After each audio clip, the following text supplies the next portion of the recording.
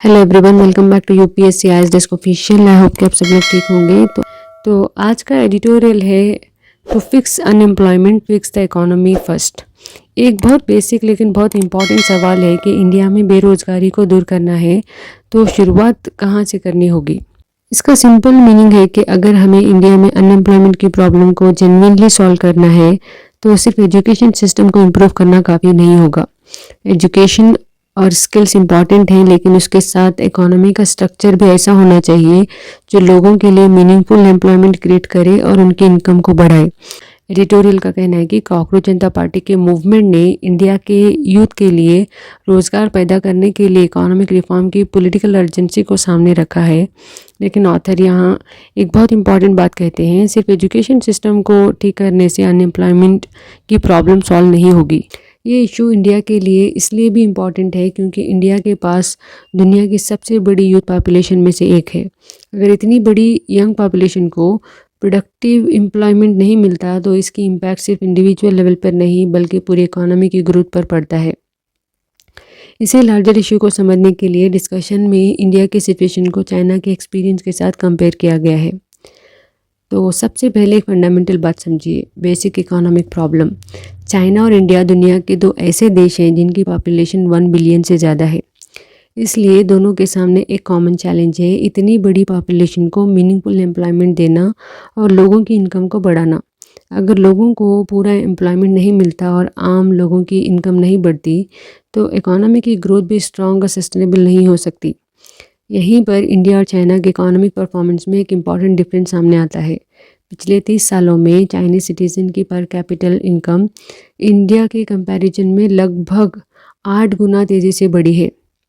तो नेचुरली सवाल उठता है, चाइना ने एम्प्लॉयमेंट और इनकम ग्रोथ के एरियाज़ में इंडिया से बेटर परफॉर्मेंस कैसे किया। इसको समझने के लिए अब हम चाइना के एक्सपीरियंस को देखते हैं। The China model. इंडिया के सामने कुछ इंपॉर्टेंट इकोनॉमिक ट्रेंड्स एक साथ चल रहे हैं। सबसे पहला है ईज़ ऑफ डूइंग बिजनेस को बढ़ावा देना। इकोनॉमिक रिफॉर्म का एक पर्पस है कि बिजनेस के लिए काम करना ईजियर हो, इन्वेस्टमेंट आए और इकोनॉमिक एक्टिविटीज़ बढ़े। लेकिन इस प्रोसेस में वर्कर्स के ऑर्गेनाइजिंग राइट्स को कमज़ोर करने और एनवायरमेंटल प्रोटेक्शन को वीकर करने को लेकर कंसर्न्स भी सामने आए हैं। दूसरा इंपॉर्टेंट ट्रेंड है आर्टिफिशियल इंटेलिजेंस का तेज़ी से बढ़ना। एआई का यूज़ एग्रीकल्चर, इंडस्ट्री, हेल्थ और एजुकेशन जैसे सेक्टर्स में प्रोडक्टिविटी बढ़ाने के लिए किया जा रहा है, लेकिन यहाँ प्रोडक्टिविटी को अक्सर एक सिंपल फार्मूले के रूप में देखा जा रहा है, कम ह्यूमन इनपुट में ज़्यादा आउटपुट। अब इसी पॉइंट पर एम्प्लॉयमेंट का कंसर्न सामने आता है। अगर टेक्नोलॉजी का यूज़ प्रोडक्शन बढ़ाने के साथ ह्यूमन लेबर की रिक्वायरमेंट को कम करता है तो जॉब्स पर प्रेशर आ सकता है। तीसरा इंपॉर्टेंट पॉइंट है कि इंडिया को अपनी इकोनॉमिक ग्रोथ को ज़्यादा एम्प्लॉयमेंट जनरेटिंग बनाना होगा। यहाँ एक इंपॉर्टेंट इकोनॉमिक कॉन्सेप्ट समझिए, एम्प्लॉयमेंट इलास्टिसिटी। एम्प्लॉयमेंट इलास्टिसिटी का सिंपल मीनिंग है कि इकोनॉमिक ग्रोथ के साथ कितना एम्प्लॉयमेंट क्रिएट हो रहा है। अगर जीडीपी बढ़ रही है लेकिन उसके प्रोपोर्शन में जॉब्स नहीं बढ़ रहे हैं तो एम्प्लॉयमेंट इलास्टिसिटी लो होगी। आर्टिकल का पॉइंट है कि 1990s के लिबरल मार्केट इकोनॉमिक रिफॉर्म के बाद इंडिया एम्प्लॉयमेंट इलास्टिसिटी के मैटर में पीछे रहा है और इंडिया के पास दुनिया की सबसे बड़ी यूथ पॉपुलेशन है। तो इकोनॉमिक ग्रोथ के साथ एम्प्लॉयमेंट क्रिएशन भी स्ट्रांग होनी चाहिए, लेकिन आर्टिफिशियल इंटेलिजेंस का इंक्रीज यूज़ इस चैलेंज को और डिफिकल्ट बना सकता है। तो इस आर्टिकल का दूसरा इंपॉर्टेंट पॉइंट है चाइना में एआई और एम्प्लॉयमेंट का कंसर्न। चाइना ने आर्टिफिशियल इंटेलिजेंस में बहुत बड़ा इन्वेस्टमेंट किया है और टेक्नोलॉजी को अलग अलग इंडस्ट्री में रैपिडली अडॉप्ट किया है। 2024 तक चाइनीज़ फैक्ट्रीज में 20 लाख से ज़्यादा रोबोट्स काम कर रहे थे। फूड डिलीवरी सेक्टर में भी ऑटोनमस रोबोट के थ्रू डिलीवरी का एक्सपेरिमेंटेशन किया गया। टेक्नोलॉजी के पर्सपेक्टिव से भी बहुत सिग्निफिकेंट डेवलपमेंट है, लेकिन इसी टेक्नोलॉजिकल प्रोग्रेस के साथ एक सीरियस कंसर्न सामने आया था, वर्कर के जॉब से डिस्प्लेस होने का कंसर्न। चाइना में अनएम्प्लॉयमेंट को लेकर भी प्रेशर बढ़ा है। आर्टिकल में दिए गए डेटा के अकॉर्डिंग मार्च में माइग्रेंट वर्कर्स की अनएम्प्लॉयमेंट रेट 5.7% थी, जो लगभग 3 साल के हाईएस्ट लेवल पर है। और अप्रैल में यूथ अनएम्प्लॉयमेंट 16.3 था और अनएम्प्लॉयड यंग पीपल में लगभग 70% यूनिवर्सिटी ग्रेजुएट्स थे। इसके अलावा जो ओल्डर वर्कर्स ले ऑफ का सामना कर रहे हैं उनके लिए भी अनएम्प्लॉयमेंट का पीरियड लंबा होता जा रहा था।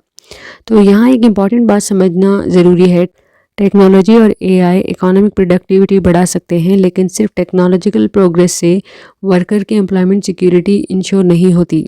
इसी वजह से चाइना का रिस्पॉन्स को समझना इम्पॉर्टेंट हो जाता है। चाइना ने इस चैलेंज को कैसे एड्रेस किया? तो चाइना के एक्सपीरियंस में इम्पॉर्टेंट बात यह है कि गवर्नमेंट और कोर्ट्स ने एआई के एम्प्लॉयमेंट इम्पैक्ट को कम्प्लीटली मार्केट के भरोसे नहीं छोड़ा। चाइनीज़ कोर्ट्स ने एआई के थ्रू वर्कर्स को रिप्लेस करने और उनके राइट्स से जुड़े केसेस में इंटरवेंशन किया। एक केस में कोर्ट ने एआई सॉफ्टवेयर से रिप्लेस किए गए वर्कर्स की डिसमिसल को इलीगल बताया। एक दूसरे केस में कोर्ट ने प्रिंसिपल रखा कि एआई का डेवलपमेंट लेबर को फ्री करना, एम्प्लॉयमेंट को बढ़ावा देना और लोगों की लाइवलीहुड इंप्रूव करने के लिए होना चाहिए। एक और इम्पॉर्टेंट ऑब्जर्वेशन ये था कि जो कंपनीज टेक्नोलॉजी से बेनिफिट लेती हैं उनकी रिस्पॉन्सिबिलिटी सिर्फ प्रॉफिट कमाने तक लिमिटेड नहीं होनी चाहिए, उन्हें वर्कर्स के राइट्स को प्रोटेक्शन की रिस्पॉन्सिबिलिटी भी निभानी चाहिए। गवर्नमेंट लेवल पर भी एआई के एम्प्लॉयमेंट इम्पैक्ट को एड्रेस करने के लिए स्टेप्स लिए गए। जनवरी में चाइना के minister of human resources and social security ने एआई के जॉब्स पर पड़ने वाले इम्पैक्ट को एड्रेस करने के लिए टारगेटेड सपोर्ट पॉलिसीज अनाउंस की और जून में स्टेट काउंसिल ने 2026 से 2030 के पीरियड के लिए एम्प्लॉयमेंट फर्स्ट स्ट्रैटेजी को इम्प्लीमेंट करने का प्लान इशू किया।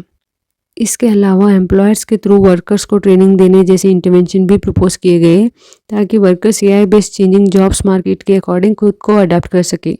यहाँ चाइना का ब्रॉडर अप्रोच समझना इंपॉर्टेंट है। टेक्नोलॉजी और इकोनॉमिक ग्रोथ ज़रूरी है, लेकिन साथ ही एम्प्लॉयमेंट, पीपल्स लाइवलीहुड और सोशल स्टेबिलिटी को भी इकोनॉमिक पॉलिसी के इम्पॉर्टेंट पार्ट मानना चाहिए। यानी टेक्नोलॉजी को अडॉप्ट करना है, लेकिन उस प्रोसेस में वर्कर्स के इंटरेस्ट को भी इग्नोर नहीं करना चाहिए। तो the road ahead for India. अब सवाल है, इंडिया को आगे क्या करना चाहिए? सबसे पहले इंडिया को एग्रीकल्चर, मैन्युफैक्चरिंग और सर्विस तीनों सेक्टर्स में इनकम लेवल को रैपिडली बढ़ाना होगा। इंडिया का गोल है 2047 तक विकसित भारत बनना। इस ब्रॉडर गोल के लिए गवर्नमेंट ने ईज़ ऑफ लिविंग को भी रिफॉर्म का इम्पॉर्टेंट ऑब्जेक्टिव माना है ईज़ ऑफ डूइंग बिजनेस के साथ। लेकिन ईज़ ऑफ लिविंग तभी पॉसिबल होगी जब लोगों के पास एडिक्वेट एम्प्लॉयमेंट होगा और उनकी इनकम बड़ी होगी। इसलिए एम्प्लॉयमेंट जनरेशन को इकोनॉमिक पॉलिसी में और ज़्यादा इम्पोर्टेंस देना होगा। साथ ही आर्टिफिशियल इंटेलिजेंस का इम्पैक्ट को भी इग्नोर नहीं किया जा सकता। एआई प्रोडक्टिविटी को बढ़ा सकता है, लेकिन अगर टेक्नोलॉजी कुछ वर्कर्स को रिप्लेस करती है तो उन वर्कर्स को नए वर्क एनवायरनमेंट के लिए प्रिपेयर करना भी ज़रूरी है। इसलिए एम्प्लॉयर्स की रिस्पॉन्सिबिलिटी भी इम्पॉर्टेंट हो जाती है। वर्कर्स को ट्रेनिंग और नए स्किल्स डेवलप करने के लिए अपॉर्चुनिटीज़ मिलनी चाहिए ताकि वो टेक्नोलॉजी के बदलते एनवायरनमेंट के साथ अडाप्ट कर सके। साथ ही वर्कर्स को अननेसेसरी जॉब लॉस और इनसिक्योरिटी से प्रोटेक्ट करने के लिए अप्रोप्रिएट सेफगार्ड की ज़रूरत है। तो ईज़ ऑफ डूइंग बिजनेस से ईज़ ऑफ लिविंग तक। अब डिस्कशन का एक बहुत इंपॉर्टेंट पॉलिसी पॉइंट ये है कि इंडिया में लेबर मार्केट रिफॉर्म्स के लिए 4 लेबर कोड्स लाए गए हैं। इन रिफॉर्म्स का एक important objective ease of doing business को इम्प्रूव करना है, क्योंकि बिजनेस के लिए एनवायरनमेंट हेल्पफुल होना चाहिए, इन्वेस्टमेंट आना चाहिए और इकोनॉमिक एक्टिविटी एक्सपैंड होनी चाहिए। लेकिन इकोनॉमिक रिफॉर्म का पर्पस सिर्फ बिजनेस के लिए एनवायरनमेंट को इस बनाना नहीं हो सकता। अगर इंडिया को जेन्युइनली विकसित भारत बनना है तो रिफॉर्म का फोकस सिटीजन की लिविंग और अर्निंग कंडीशन पर भी होना चाहिए। यहीं पर आर्टिकल एक इम्पॉर्टेंट शिफ्ट की बात करता है। ईज़ ऑफ डूइंग बिजनेस को ईज़ ऑफ लिविंग और ईज़ ऑफ अर्निंग के साथ चलना होगा। सिंपल वर्ड्स में समझे तो इकोनॉमी की सक्सेस को सिर्फ इस बेसिस पर मेजर नहीं किया जा सकता कि बिजनेस कितनी आसानी से ऑपरेट कर रहे हैं। हमें ये भी देखना होगा कि वर्कर्स की इनकम कितनी बढ़ रही है, कितनी मीनिंगफुल जॉब्स क्रिएट हो रहे हैं और ऑर्डिनरी सिटीजन की लिविंग कंडीशन में कितनी इम्प्रूवमेंट हो रही है। वर्कर्स और स्मॉल एंटरप्रेन्योर्स की वॉइस भी बहुत इंपॉर्टेंट है।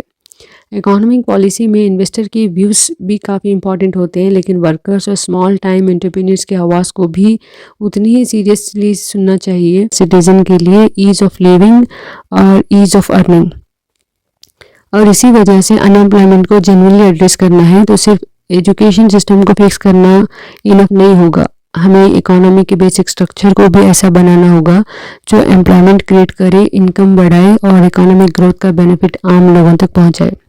तो एडिटोरियल का कंक्लूजन है, इंडिया के अनएम्प्लॉयमेंट प्रॉब्लम को सिर्फ एजुकेशन सिस्टम को इम्प्रूव करके सॉल्व नहीं किया जा सकता। हमें ऐसा इकोनॉमिक ग्रोथ चाहिए जो एग्रीकल्चर, मैन्युफैक्चरिंग और सर्विस में इनकम और मीनिंगफुल एम्प्लॉयमेंट दोनों बढ़ाए।